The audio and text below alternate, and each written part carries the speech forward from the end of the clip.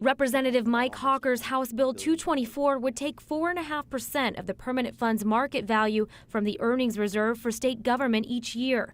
That money would go to balancing the budget, and Alaskans would get a dividend if, and only if, there's money left over.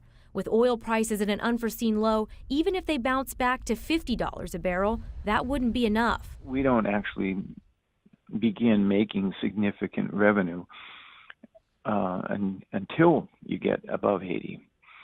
And in order to balance the budget, we need to get closer to 120. With our state's now nearly $4 billion budget gap, let's take a look at what each of the three bills on the table would do. Under Governor Walker's plan, we'd have an income tax, and dividends would be hovering around $1,000 for the near future. Representative Hawker's plan doesn't include a tax, but it also doesn't include any PFDs for the next few years. Senator McGuire's bill doesn't have a tax, but it does guarantee dividends at a minimum of $1,000. So what would each of these plans do to fill that $4 billion gap?